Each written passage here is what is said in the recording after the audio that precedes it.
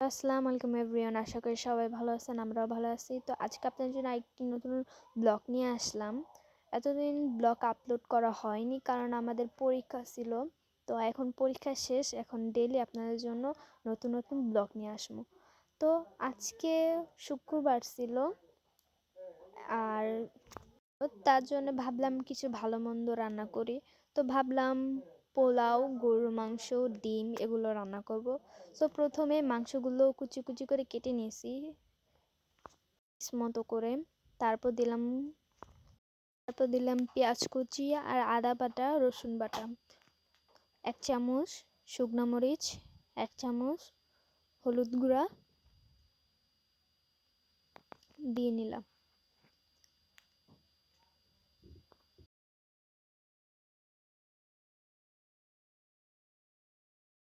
আর 1 চামচ হলুদ গুঁড়ো দিয়ে নিলাম।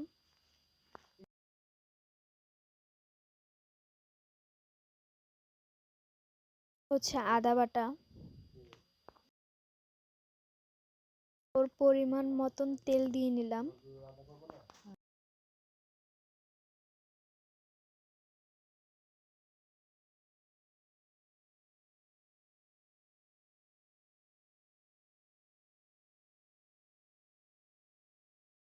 স্বাদ মতন লবণ দিয়ে নিব। সব উপকরণ একসাথে এভাবে মেখে নিতে হবে।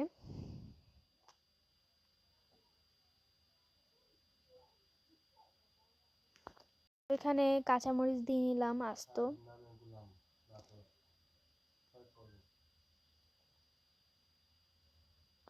আপনারা চাইলে মরিচগুলো মাঝখান দিয়ে কেটে নিয়ে দিতে পারেন। আমি এখানে আস্তই দিয়ে নিলাম। একটু পরিমাণ পানি দিয়ে নিলাম, নিচ্ছি। তারপর একটু পর আলুগুলো দিয়ে নিলাম। এখন ভালোভাবে নেড়ে চেড়ে কষিয়ে নিচ্ছি। হয়ে গেছে আমাদের মাংস রান্না করা। আর একটু জাল দিয়ে নিব, একটু পানি দিব যাতে মাংসটা সিদ্ধ হয় ভালোভাবে, কাঁচা কাঁচা না থাকে। পোলা চালগুলো ঢেলে নিচ্ছি। ডিম আছে, ডিমগুলো ছিলে নেব একটু পর। আমাদের মাংস রান্না করা শেষ হয়ে গেছে, দেখতে পাচ্ছেন। একটি কড়াই বসিয়ে দিলাম, একটু তেল দিয়ে দিলাম, তারপর একটু পেঁয়াজ কুচি দিয়ে দিলাম। নেড়ে চেড়ে ভালোভাবে লাল লাল করে ভেজে নিব। তারপর একটু আদা বাটা দিয়ে নিলাম। তারপর আবারও নেড়ে চেড়ে নিব। তারপরে এখানে যে মশলার কাঠ, এগুলো এটা দিয়ে নিব। তারপর চালগুলো ভেজে নিব, নাড়াচাড়া করে ভালোভাবে ভেজে নিতে হবে। ভাজা হয়ে গেলে পরিমাণ মতো পানি দিয়ে নিব। আমার আম্মু এখানে কাপের সাহায্যে পরিমাণ মতো পানি দিয়ে নিয়েছে, কারণ পানিটা যদি বেশি হয়ে যায় তাহলে পোলাওগুলো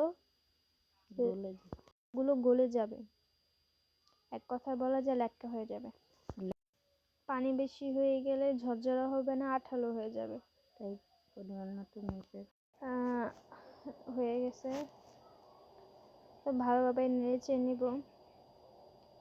তারপর এখানে আস্ত কাঁচামরিচ দিয়ে নিব। দিয়ে দেওয়ার পর আবারও নেড়ে নিব।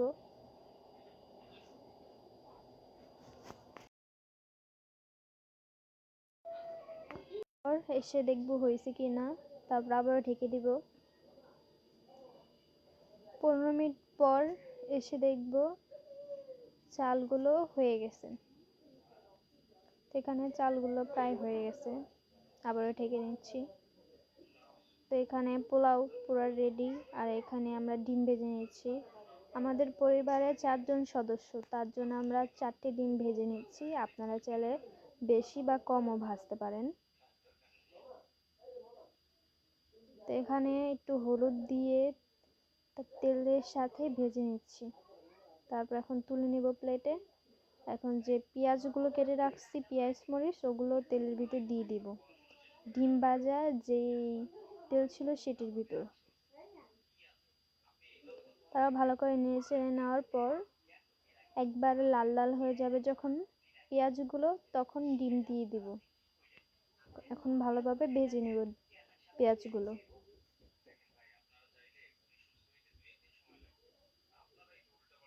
তো পেঁয়াজ ভাজা প্রায় শেষ।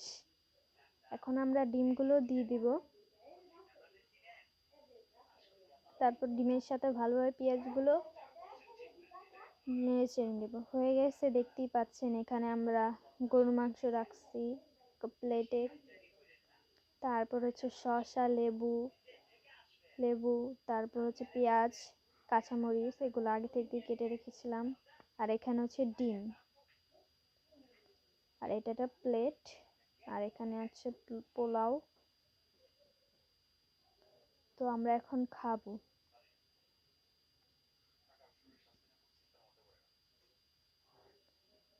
তো এখানে আমি পোলাওগুলো বেড়ে নিচ্ছিলাম। তো হঠাৎ করে আমার মাথায় একটা আইডিয়া আসলো যে এভাবে না করে অন্যভাবে একটা সার্ভ করা যায়। তো এখানে একটা বাটি নিয়ে আমি এই পোলাওগুলো ওই বাটিতে দিয়ে একটা শেপ দিব। দেখতে কিন্তু খুব ভালো লাগবে। আপনাদের বাড়িতে যদি কোনো মেহমান আসে, আপনারা এভাবে সব কিছু পরিবেশন করতে পারেন। খুব ভালো একটি আইডিয়া।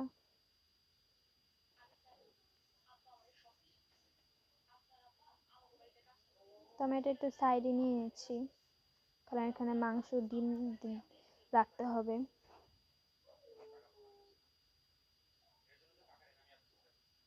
এটা পুরো সাজাবো প্লেটটা। দেখতেই পাচ্ছেন এখানে ডিম, মাংস, শসা, পেঁয়াজ, কাঁচামরিচ সব একসাথে দিয়েছি। তো প্লেটটা কিন্তু দারুণ দেখতে লাগছে। দেখি এখন খেতে কেমন লাগবে।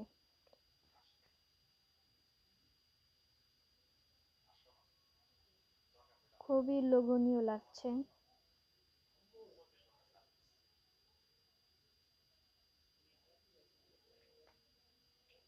এভাবে আপনারা কোনো স্পেশাল মানুষকে দিতে পারেন,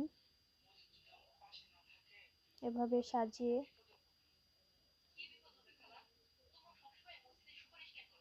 তখন আমরা খাবো, খাবারটা কেমন লাগে। তো খাবারটা খুবই স্বাদ হয়েছে। তো এই পর্যন্তই, আল্লাহ হাফেজ। দেখা হবে নতুন কোনো ভিডিওতে। আর আমাদের চ্যানেলটি সাবস্ক্রাইব করে রাখুন, লাইক, কমেন্ট, শেয়ার করতে ভুলবেন না। আর অবশ্যই আমাদের পাশে থাকবেন। আল্লাহ হাফেজ।